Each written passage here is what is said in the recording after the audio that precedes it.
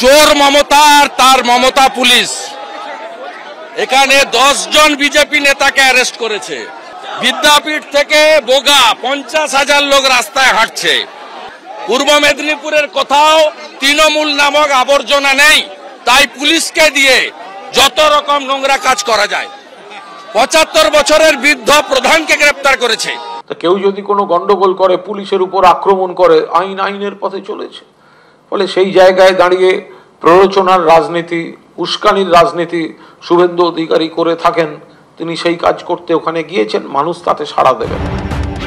দলীয় নেতা কর্মীদের মিথ্যে মামলায় ফাঁসানো, হয়রানির অভিযোগে শুভেন্দু অধিকারীর নেতৃত্বে শুক্রবার পূর্ব মেদিনীপুরের খেজুরিতে প্রতিবাদ মিছিল করে বিজেপি।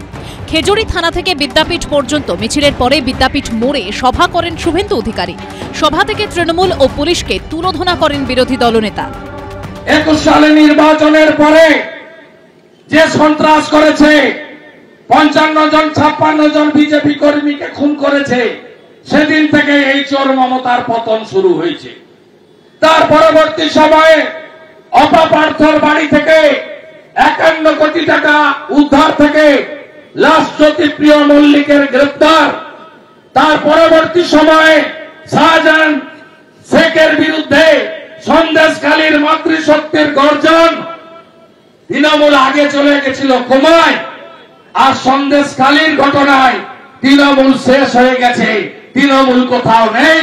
ওই বিজেপির হারমাত্রা, ওই বিজেপির লুঠেরারা কিভাবে পঞ্চায়েত নির্বাচনের পর থেকে খেজুরি 2 নম্বর ব্লকের সাধারণ মানুষের উপরে অত্যাচার করেছে, শারীরিকভাবে নির্যাতন করেছে, মানুষের ঘর লুট করেছে, কিভাবে পুলিশের উপরে আক্রমণ করেছে, কিভাবে পুলিশের গাড়ি ভাঙচুর করেছে, তারপর পুলিশ উপযুক্ত পদক্ষেপ গ্রহণ করেছে। নিশ্চিতভাবে আইনের পথে চলবে। কেউ দোষ করলে আইন তাকে ক্ষমা করবে না। মিছিলে বিরোধী দলনেতার সঙ্গে ছিলেন কাঁথি লোকসভার বিজেপি প্রার্থী সৌমেন্দু অধিকারী, কাঁথি দক্ষিণের বিধায়ক অরূপ দাস ও খেজুরের বিধায়ক শান্তনু প্রামাণিক। বিটন চক্রবর্তী ও ঋত্বিক প্রধানের রিপোর্ট, এবিপি আনন্দ, পূর্ব মেদিনীপুর।